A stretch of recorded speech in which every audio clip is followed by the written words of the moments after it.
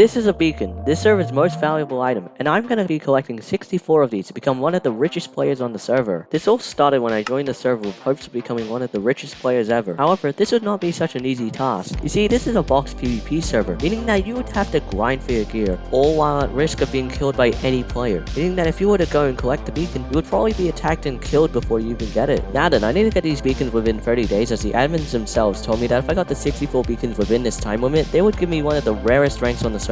Now I had a fair bit of experience and decided to grind for some gear before trying to grab my first beacon, as there would be many attempts to take the beacon and also many deaths. So I did my best to get the necessary gear I would need to stand a chance at surviving the other players. After grinding to get the most OP gear at the time, I was finally ready to get my first beacon, and you know what happened? I died, meaning that I had to grind and get my gear all over again. But when I tried to get the beacon again, I actually managed to get it. However, this was way too stressful for me, so I decided to come up with something. And with enough thinking, it was finally time for me to tell you all the game plan.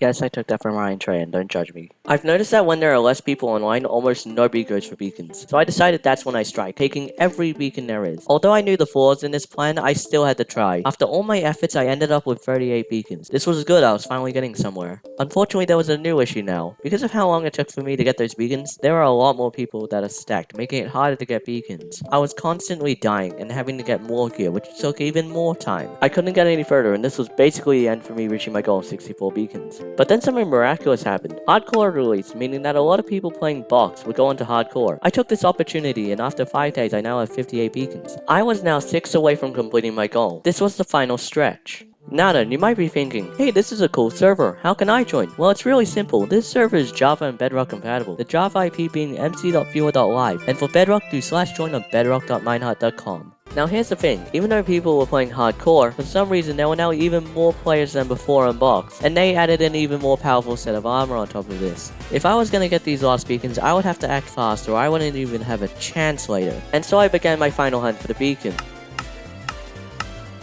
Now this was the final beacon I needed. If I got this, I would finally be free from the grasp of the beacon. I can't afford to fail.